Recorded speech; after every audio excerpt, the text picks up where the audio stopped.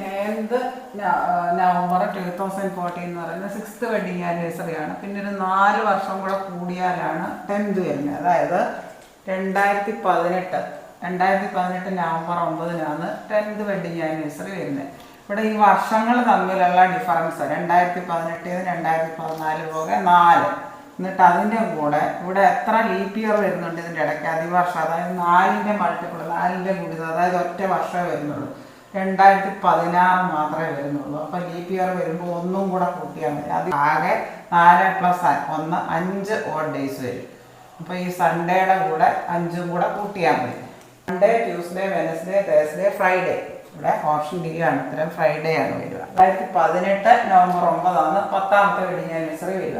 അതിൽ ഈ ഇയർ തമ്മിലുള്ള ഡിഫറൻസ് എന്ന് പറയാൻ 4 ഇത് വരും. 4 പ്ലസ് ഇവിടെ എത്ര ലീപ്പ് ഇയർ വരുന്നുണ്ട്, അതിവർഷം വരുന്നുണ്ട്. ഇതിൽ എത്ര വരുന്നുണ്ട്? 2016. 4ൻ്റെ ഗുണിതം നോക്കിയാൽ മതി. 15 2015 2016 2017 2018 2016 4ൻ്റെ ഗുണിതം വരിക. അപ്പോൾ 4 കൂടെ ഇരിക്കുമ്പോൾ നിശേഷം ഇരിക്കാൻ പറ്റുന്നത്.